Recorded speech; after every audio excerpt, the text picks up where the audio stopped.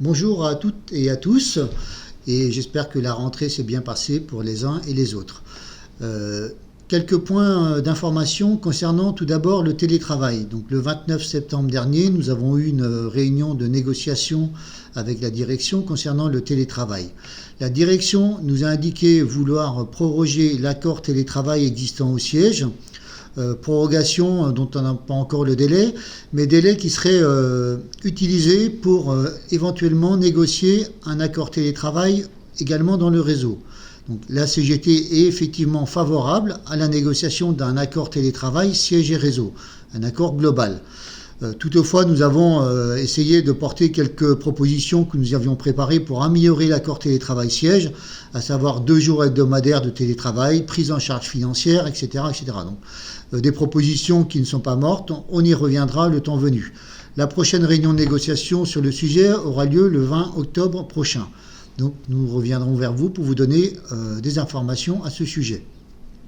Concernant le comité d'entreprise, donc le CSE, les élus gestionnaires ont pour projet d'intégrer au règlement intérieur du CSE un article visant à suspendre tous les droits au CSE pour les salariés ayant un rejet de prélèvement.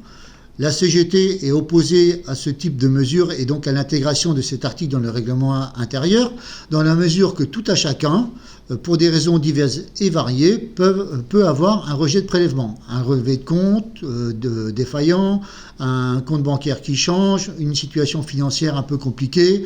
Donc voilà, la CGT a demandé aux élus gestionnaires de renoncer à ce projet d'intégration au règlement intérieur de suspension des droits en cas de rejet de prélèvement.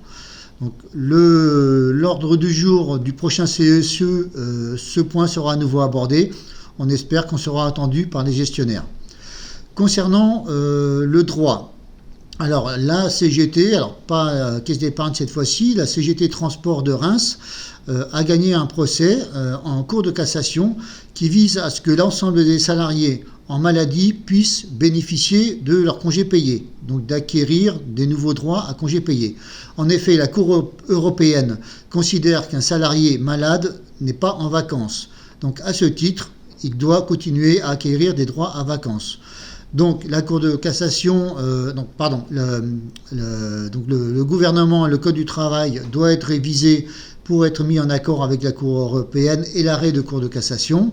Si toutefois vous êtes concerné, une publication sera faite dans le réseau dès demain ou après-demain sur le sujet. N'hésitez pas à revenir vers nous afin d'avoir plus amples informations.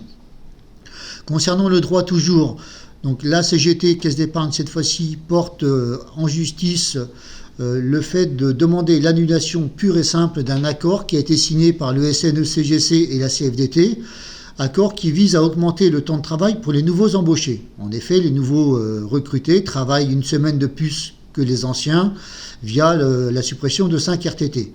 Donc, la prochaine audience aura lieu le 25 octobre prochain.